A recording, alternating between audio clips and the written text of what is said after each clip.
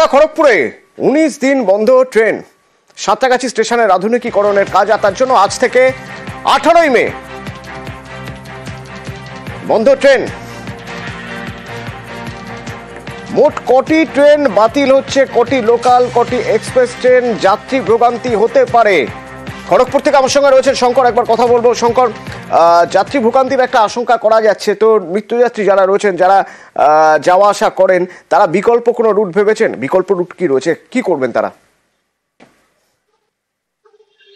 দেখো, এই অতনু আজ থেকে টানা 18 তারিখ অব্দি একাধিক লোকাল ট্রেন এবং এক্সপ্রেস ট্রেন বাতিল করা হয়েছে, যার মধ্যে 214টি লোকাল ট্রেন এবং 27টি এক্সপ্রেস ট্রেন বাতিল করার সিদ্ধান্ত নিয়েছে, যার মধ্যে চরম ভোগান্তি ভুগতে হবে সাধারণ মানুষকে। 17ই মে যেটা দেখা যাচ্ছে যে 54টি লোকাল ট্রেন বাতিল করা হয়েছে এবং 18 মে 32টি লোকাল ট্রেন বাতিল করা হয়েছে। কিছু ট্রেন চলবে এবং কিছু ট্রেন বাতিল করা হবে।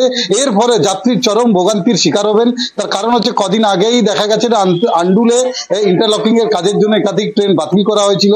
এই যে সাধারণ যাত্রীরা যারা যাতায়াত করেন, তাদের বারবার অভিযোগ যে ট্রেন প্রত্যেকটি ট্রেন প্রায় ঘন্টা 2 ঘন্টা করে লেট চলছে। এর মধ্যে এই যে টানা 18 দিন ধরে একাধিক ট্রেন বাতিল হয়েছে, তার জেরে চরম ভোগান্তির শিকার হতে হবে। তার কারণ হচ্ছে যে এই যে খড়গপুর, মেদিনীপুর থেকে বহু মানুষ কলকাতামুখী যারা চাকরিজীবী, যারা ডেইলি প্যাসেঞ্জার, তারা যাতায়াত করে, তারা চরম সমস্যায় পড়তে হবে।